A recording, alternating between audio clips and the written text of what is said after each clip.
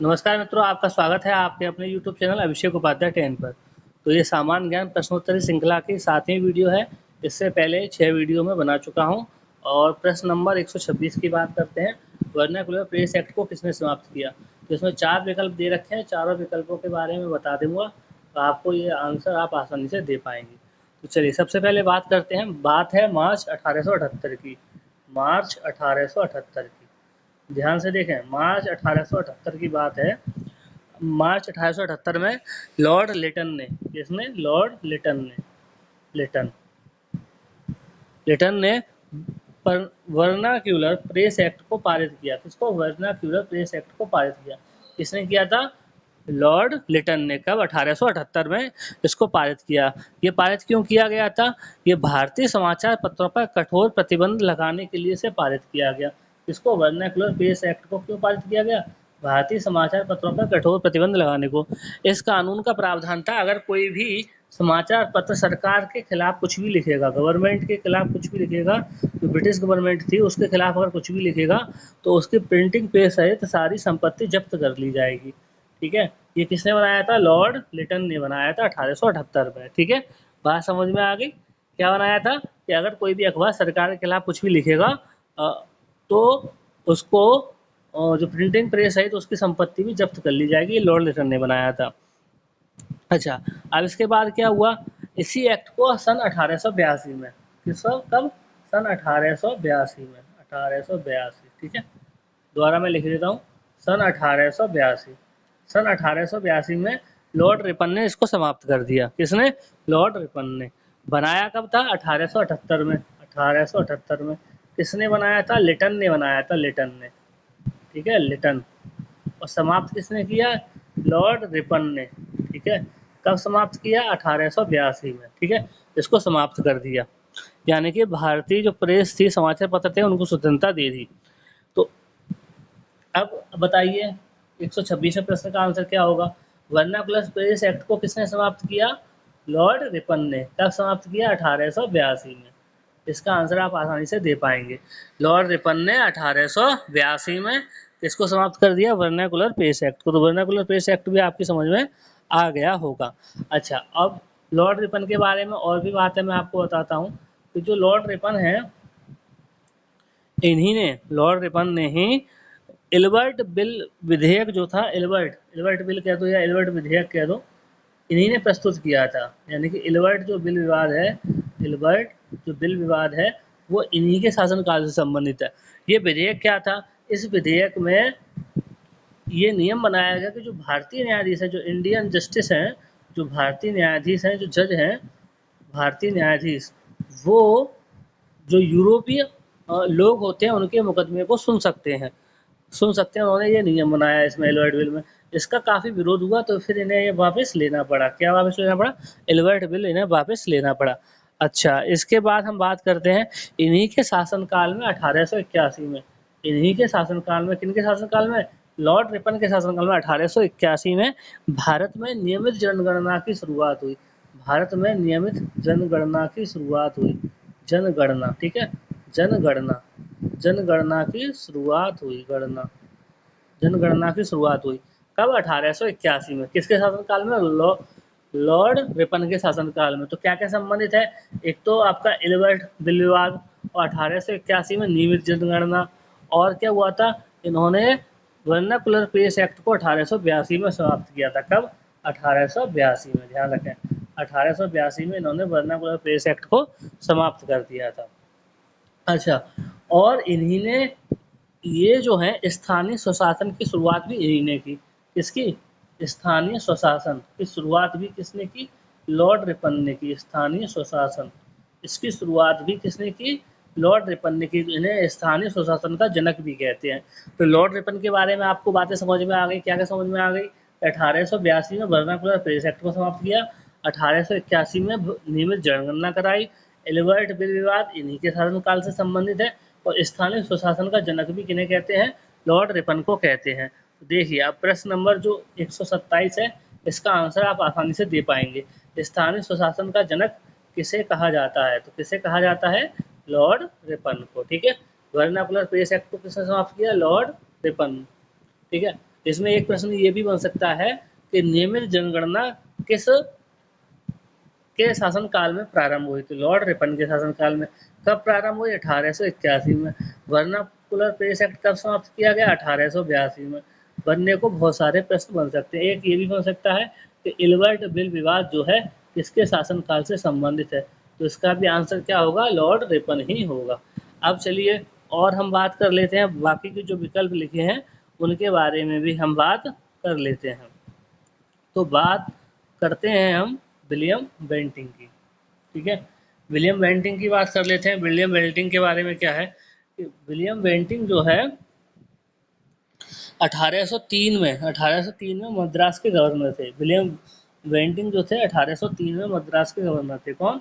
William Bentinck 1803 में। कहाँ के? मद्रास के।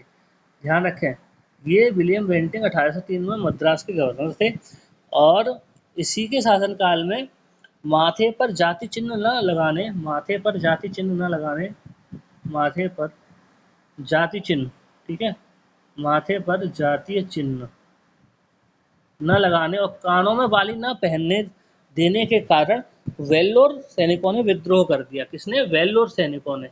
वेल्लोर सैनिकों ने विद्रोह कर दिया। ठीक है, किसके शासनकाल में? विलियम बेंटिंक के शासनकाल में इन्होंने विद्रोह कर दिया। 1833 में आया चार्टर एक्ट। 1833 में क्या आया? चार्टर एक्ट के द्वारा इन्हें बंगाल के गवर्नर जनरल को भारत का गवर्नर जनरल बना दिया गया। 1833 के चार्टर एक्ट के द्वारा जो बंगाल का गवर्नर जनरल था उसे भारत का गवर्नर जनरल बना दिया गया। ठीक है, भारत का गवर्नर जनरल बना दिया। इस प्रकार जो भारत के पहले गवर्नर जनरल बने वो कौन बने? विलियम बेंटिंक बने। कौन बने? विलियम बेंटिंक बने। अच्छा, एक बात और, इन्हीं के शासनकाल में, इन्हीं के शासन किसमें? विलियम बेंटिंक के शासनकाल में 1829 में सती प्रथा पर रोक लगाई गई। सती प्रथा पर रोक लगाई गई किसमें? विलियम बेंटिंक के शासनकाल में। क्या क्या हुआ? ये 1803 में क्या हुआ था? मद्रास के गवर्नर बने और इन्हीं के शासनकाल में माथे पर तिलक, जाति चिन्ह लगाने और कानों बाली न पहनने के कारण वेल्लो सैनिकों ने इनके शासनकाल में विद्रोह कर दिया। और 1833 में क्या हुआ? ये जो चार्टर एक्ट आया उसके द्वारा बंगाल के गवर्नर को भारत का गवर्नर जनरल बना दिया गया और इन्हीं के शासनकाल में 1829 में सती प्रथा को बंद कर दिया गया, मतलब उस पर रोक लगा दी गई। कब? 1829 में। अच्छा, ये जो काम हुआ था वो राजा राम मोहन राय के सहयोग से हुआ था। किसके सहयोग से? राजा राम मोहन राय, राजा राम मोहन राय के सहयोग से हुआ था। ध्यान रखें इस बात को, ये जो विलियम बेंटिंक ने काम किया था। तो अब आपको बहुत सारी चीज़ें समझ में आ रही होगी। अब रह गए इसमें डफरिन रह गए और हार्डिंग सेकंड रह गए। तो चलिए अब इनके बारे में एक एक करके बात कर लेते हैं हम, डफरिन और हार्डिंग के बारे में। अब मैं आपको जो बताऊंगा थोड़ी सी जानकारी, वो डफरिन के बारे में पहले बता देता हूँ। तो डफरिन के बारे में अगर मैं बात करूं तो इसके शासनकाल की जो सबसे महत्वपूर्ण घटना थी डफरिन के शासनकाल की, वो थी कि इसके शासनकाल में भारतीय राष्ट्रीय कांग्रेस का गठन हुआ था। भारतीय राष्ट्रीय कांग्रेस, इंडियन नेशनल कांग्रेस का गठन हुआ था। इंडियन नेशनल कांग्रेस का गठन हुआ था। ठीक है, डफरिन के शासनकाल में, ध्यान रखेंगे। ठीक है, तो चलिए अब प्रश्न पढ़ते हैं हम आगे के। अच्छा, हार्डिंग जो हेडिंग है वो तो रही गए। इनके शासनकाल की घटना क्या है? हार्डिंग सेकंड के शासनकाल की, चलिए इनके बारे में देख लेते हैं। तो हार्डिंग सेकंड के अगर बारे में बात करूं आपको, तो 12 दिसंबर 1911 को, 12 दिसंबर 1911 को, 12 दिसंबर 1911 को दिल्ली में एक भव्य दरबार का आयोजन किया गया। दिल्ली में एक भव्य दरबार का आयोजन किया गया। ठीक है, और इसी इसी में दरबार में बंगाल विभाजन को रद्द किया गया। किसको? बंगाल विभाजन को रद्द किया गया। बंगाल का विभाजन नहीं होगा, रद्द किया गया। और जो राजधानी थी वो कलकत्ता से दिल्ली, कहाँ से? कलकत्ता से दिल्ली बनाने की घोषणा की गई। कलकत्ता से दिल्ली, कलकत्ता से दिल्ली, कहाँ पे? दिल्ली बनाने की घोषणा की गई। और 1912 में दिल्ली जो है वो भारत की राजधानी बन जाती है। कब? 1912 में। ये सब किसके शासनकाल में हुआ? हार्डिंग के शासनकाल में। तो चलिए अब एक एक करके हम प्रश्नों को देखते हैं। तो अगला प्रश्न क्या है? स्थानीय सुशासन का जनक किसे कहा जाता है? तो लॉर्ड रिपन को कहा जाता है। कांग्रेस की स्थापना किसके शासनकाल में हुई थी? डफरिन के शासनकाल में, ठीक है, डफरिन के शासनकाल में। लॉर्ड रिपन के शासनकाल में क्या क्या हुआ था बताइए? लॉर्ड रिपन के शासनकाल में अभी थोड़ी देर पहले बताया था, क्या क्या हुआ था? Vernacular press act, vernacular press act 1882 ये समाप्त हुआ। और इलवर्ट बिल किससे संबंधित है? लॉर्ड रिपन के शासनकाल से संबंधित है, ठीक है। और क्या बताया था मैंने? 1881 में नियमित जनगणना शुरू हुई और स्थानीय स्वशासन का जन्म किसे कहा जाता है? लॉर्ड रिपन को कहा जाता है। डफरिन के शासनकाल में क्या हुआ था? भारतीय राष्ट्रीय कांग्रेस की स्थापना हुई थी। हार्डिंग के शासनकाल में क्या हुआ था? हार्डिंग के शासनकाल में दिल्ली दरबार का आयोजन हुआ और कलकत्ता से दिल्ली राजधानी बनाने की घोषणा हुई और बंगाल विभाजन रद्द कर दिया गया, ठीक है। ये बात हुई थी हार्डिंग सेकंड के शासनकाल में।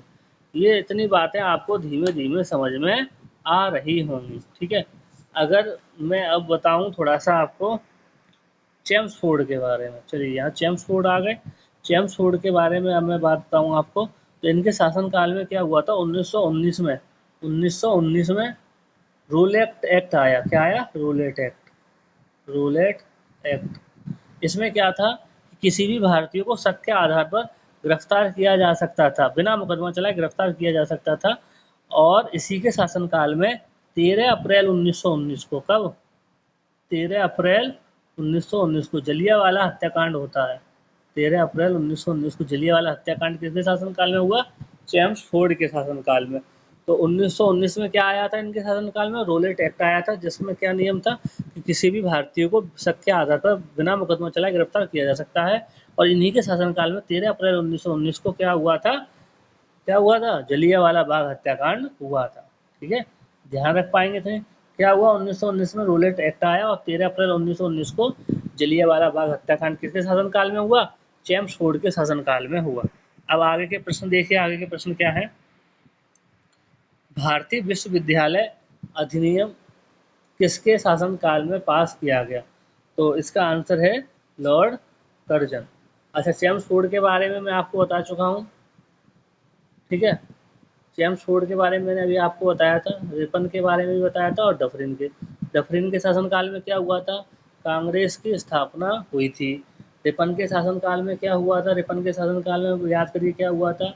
1882 में वर्नाकुलर पीस एक्ट, 1881 में नियमित जनगणना, और क्या हुआ था? इलबर्ट बिल विवाद, ठीक है, और स्थानीय स्वशासन का जनक रिपन।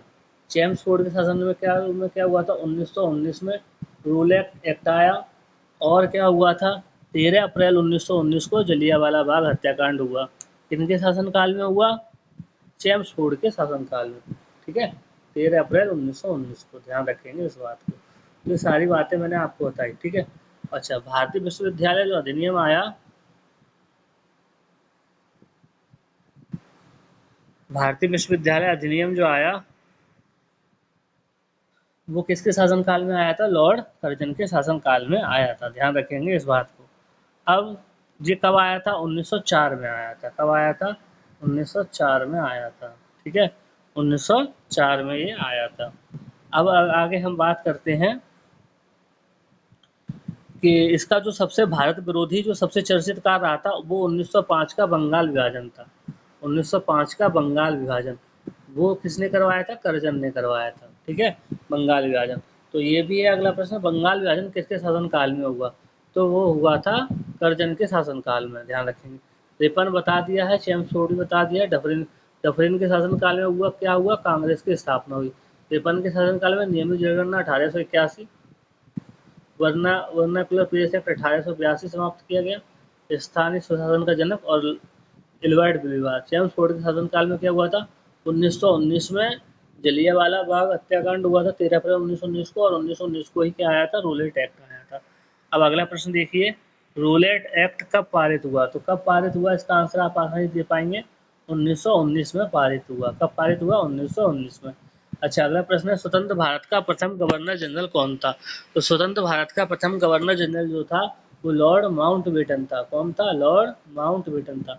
कर्जन मैंने बताया था, कर्जन में क्या हुआ था? भारतीय विश्वविद्यालय अधिनियम 1904 और बंगाल विभाजन 1905। ये किससे संबंधित है? लॉर्ड कर्जन के शासनकाल से। डफरिन में क्या हुआ था? इंडियन नेशनल कांग्रेस की स्थापना। चेम्सफोर्ड के शासनकाल में क्या हुआ था? रूलेट एक्ट आया था। क्या आया था? रूलेट एक्ट, ध्यान रखेंगे। और क्या हुआ था? 13 अप्रैल 1919 को जलियांवाला बाग हत्याकांड हुआ था। वो भी किसके शासनकाल में हुआ था? चेम्सफोर्ड के शासनकाल में। अगला प्रश्न देखिए। अगला प्रश्न है 1857 की क्रांति में लखनऊ में किसने नेतृत्व किया? तो लखनऊ में नेतृत्व किया था बेगम हजरत महल ने। किसने? बेगम हजरत महल ने। अच्छा, बहादुर शाह जफर ने कहाँ किया था? बहादुर शाह जफर ने किया था दिल्ली में। कहाँ? दिल्ली में, दिल्ली में, ठीक है, दिल्ली में किया था इन्होंने। रानी लक्ष्मीबाई ने झांसी में। कहाँ? झांसी में, ध्यान रखेंगे। अच्छा, इसके बाद नाना साहब ने कहाँ किया था? कानपुर में। कानपुर में 1857 की क्रांति की बात है। भारतीय असंतोष का जनक किसे कहा जाता है? तो बाल गंगाधर तिलक को भारतीय असंतोष का जनक कहते हैं। बाल गंगाधर तिलक को भारतीय संतोष का जनक कहते हैं। अगला प्रश्न क्या है? गांधी जी ने भारत में सत्याग्रह का पहला प्रयोग कहाँ किया? गांधी जी ने भारत में सत्याग्रह का पहला प्रयोग कहाँ किया था? चंपारण में। कहाँ किया था? चंपारण में किया था, बिहार में। नील की खेती करने वाले जो किसान ने, उनके समर्थन में किया था। अब आ गया जलियांवाला बाग हत्याकांड, जो मैं अभी आपको बता रहा था। किसके शासनकाल में हुआ था? चेम्सफोर्ड के शासनकाल में। और कब हुआ था? 13 अप्रैल 1919 को। कब हुआ था? 13 अप्रैल 1919 को हुआ था। किसके शासनकाल में हुआ था? चेम्सफोर्ड के शासनकाल में हुआ था। ठीक है, इतनी बात समझ में आ गई होगी। गांधी जी ने कांग्रेस के किस अधिवेशन की अध्यक्षता की? तो इन्होंने की थी बेलगाम बेलगाम अधिवेशन की। कब? बेलगाम अधिवेशन की। और ये कब हुआ था? 1924 में। कब हुआ था? 1924 में। एकमात्र अधिवेशन था इसका, बेलगाम अधिवेशन, जिसकी अध्यक्षता गांधी जी ने की थी। अगला प्रश्न देखिए। अगला प्रश्न क्या है? साइमन कमीशन कब भारत आया? साइमन कमीशन कब भारत आया? तो साइमन कमीशन की बात करें तो 3 फरवरी 1928 को आया था। कब आया था? 3 फरवरी 1928 को। ठीक है, 3 फरवरी 1928 को। ठीक है, 3 फरवरी 1928 को भारत आया था साइमन कमीशन। 1907 में क्या हुआ था? 1907 में सूरत अधिवेशन में ये कांग्रेस दो भागों में बट गई, गरम दल और नरम दल में। 1916 के लखनऊ अधिवेशन में इनमें और मुस्लिम लीग में वापस से फिर समझौता हुआ। और 1919 में क्या हुआ था? Roulette act. और 13 अप्रैल 1919 को क्या हुआ था? जलियांवाला बाग हत्याकांड।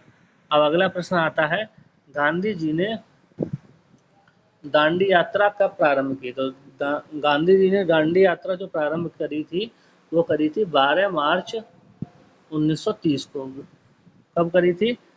12 मार्च 1930 को प्रारंभ की। और 6 अप्रैल 1930 को इन्होंने दांडी के तट पर नमक बनाकर सविनय अवज्ञा आंदोलन, क्या सविनय सविनय सविनय अवज्ञा आंदोलन का प्रारंभ किया। कब? 6 अप्रैल 1930 को। ठीक है, अच्छा, 23 मार्च 1931 में क्या हुआ था? भगत सिंह सुखदेव और राजगुरु, भगत सिंह, सुखदेव और राजगुरु, इनको फांसी दी गई थी। और राजगुरु, इन तीनों को फांसी दी गई थी। कब? 23 मार्च 1931 को। ठीक है, 23 मार्च 1931 को भगत सिंह, सुखदेव और राजगुरु, इन तीनों को फांसी दी गई थी। ठीक है, ध्यान रखेंगे इस बात का। ये भी आ जाता है, भगत सिंह, सुखदेव और राजगुरु को फांसी कब दी गई? 23 मार्च 1931 को। सविनय अवज्ञा आंदोलन जो है कब प्रारंभ हुआ? 6 अप्रैल 1930 में। दांडी यात्रा कब प्रारंभ करी? 12 मार्च 1930 को। 12 मार्च 1930 को दांडी यात्रा प्रारंभ की। और 6 अप्रैल 1930 को नमक बनाकर इन्होंने सविनय अवज्ञा आंदोलन प्रारंभ किया। अगला प्रश्न है, तीनों गोलमेज सम्मेलनों के समय इंग्लैंड का प्रधानमंत्री कौन था? तो इसका आंसर है जेम्स मैकडोनाल्ड। ये जो तीनों गोलमेज सम्मेलन हुए थे भारत के भावी शासन को लेके, उसमें ये क्या रहा था? प्रधानमंत्री रहा था। अगला प्रश्न देखिए। अगला प्रश्न क्या है? गांधी जी ने सविनय अवज्ञा आंदोलन कब प्रारंभ किया? तो अभी मैंने बताया था कब प्रारंभ किया था, 6 अप्रैल 1930 को। दांडी यात्रा कब प्रारंभ करी? 12 मार्च 1930 से इन्होंने दांडी यात्रा प्रारंभ की। और 6 अप्रैल 1930 को इन्होंने सविनय अवज्ञा आंदोलन प्रारंभ किया। और 23 मार्च 1931 को क्या हुआ था? भगत सिंह, सुखदेव और राजगुरु को फांसी दी गई। ठीक है, 23 मार्च 1931 को। अच्छा, 4 मार्च 1931 को क्या हुआ था? 4 मार्च 1931 को गांधी और इरविन के बीच समझौता हुआ था। 4 मार्च 1931 को क्या हुआ था? गांधी और इरविन के बीच समझौता हुआ था। गांधी और इरविन के बीच में क्या हुआ था? समझौता हुआ था। और इस समझौते के अनुसार इन्होंने क्या किया? सविनय अवज्ञा आंदोलन को वापस ले लिया 4 मार्च 1931 में। और 23 मार्च 1931 को भगत सिंह, सुखदेव और राजगुरु को फांसी दी गई थी। ठीक है, 23 मार्च 1931 को। और 12 मार्च 1930 को क्या हुआ था? इन्हें दांडी यात्रा प्रारंभ की और 6 अप्रैल 1930 को इन्होंने नमक बनाकर सविनय अवज्ञा आंदोलन का प्रारंभ किया। अब अगला प्रश्न क्या है? करो या मरो का नारा किसने दिया? तो करो या मरो का नारा दिया था महात्मा गांधी ने। कब दिया था? 9 अगस्त 1942 की बात है। 9 अगस्त 1942 कब की? 9 अगस्त 1942। ठीक है, ध्यान रखेंगे, 9 अगस्त 1942 की बात है, जब कांग्रेस ने भारत छोड़ो आंदोलन प्रारंभ किया। तो उसी दिन इन्होंने क्या करो या मरो का नारा दिया था। ठीक है, अगला प्रश्न देखिए, कैबिनेट मिशन कब भारत आया? कैबिनेट मिशन कब भारत आया? तो कैबिनेट मिशन जो आया था भारत, वो आया था 24 मार्च 1946 को। कब? 24 मार्च 1946 को कैबिनेट मिशन भारत आया था। 24 मार्च 1946 को ध्यान रखेंगे। 24 मार्च 1946 को क्या हुआ था? कैबिनेट मिशन भारत आया था। कैबिनेट मिशन भारत आया था। अब अगला प्रश्न देखिए, अगला प्रश्न क्या है? अगला प्रश्न है, रामकृष्ण मिशन की स्थापना किसने की? रामकृष्ण मिशन की स्थापना किसने की? किसने की थी? स्वामी विवेकानंद जी ने। किसने? स्वामी विवेकानंद जी ने। कब करी थी? 1897 में। कब? 1897 में करी थी। ठीक है, अब कांग्रेस की प्रथम महिला अध्यक्ष कौन थी? कांग्रेस की प्रथम महिला अध्यक्ष थी श्रीमती एनी बेसेंट। और सरोजिनी नायडू जो थी प्रथम भारतीय महिला अध्यक्ष थी। सरोजिनी नायडू कौन थी? प्रथम भारतीय महिला अध्यक्ष थी। और एनी बेसेंट प्रथम महिला अध्यक्ष थी। अब क्या है अगला प्रश्न? आर्य समाज के संस्थापक कौन थे? आर्य समाज के संस्थापक कौन थे? तो आर्य समाज के संस्थापक थे स्वामी दयानंद सरस्वती। कौन थे? स्वामी दयानंद सरस्वती। अब बात करें कब स्थापना करी? 1875 में। कब? 1875 में इन्होंने आर्य समाज की स्थापना करी। भारतीय राष्ट्रीय कांग्रेस का पहला अंग्रेज अध्यक्ष कौन था? तो पहले अंग्रेज अध्यक्ष थे जॉर्ज यूल। कौन थे? George Yule. भारतीय राष्ट्रीय कांग्रेस के प्रथम अंग्रेज अध्यक्ष कौन थे? जॉर्ज यूल थे। कौन थे? George Yule. ध्यान रखेंगे इसका आंसर। अगले प्रश्न पे चलते हैं, नील दर्पण का अंग्रेजी में अनुवाद किसने किया? तो इसका किया था दीनबंधु मित्रा ने। किसने? दीनबंधु मित्रा ने। अच्छा, अब अगला प्रश्न देखिए, अगला प्रश्न क्या है? स्वतंत्र भारत के राष्ट्रीय झंडे का डिजाइन किसने बनाया? तो ये बनाया था पिंगली वेंकैया ने। किसने बनाया था? पिंगली वेंकैया ने बनाया था। स्वतंत्र भारत के राष्ट्रीय झंडे का डिजाइन किसने बनाया था? पिंगली वेंकैया ने। स्वतंत्र भारत की पहली महिला राज्यपाल कौन थी? स्वतंत्र भारत की पहली महिला राज्यपाल कौन थी? सरोजनी नायडू। कौन थी? सरोजनी नायडू। तो ये 150वां प्रश्न था। इसी के साथ जो कंप्लीट हिस्ट्री वाली जो सीरीज है वो ख़त्म होती है। अब इसके बाद हम किसी और विषय के बारे में पढ़ेंगे। तो आज के लिए इतना ही। अगर ये वीडियो आपको पसंद आई हो तो इसे लाइक करें, शेयर करें और चैनल को सब्सक्राइब करना ना भूलें। आपका बहुत बहुत धन्यवाद।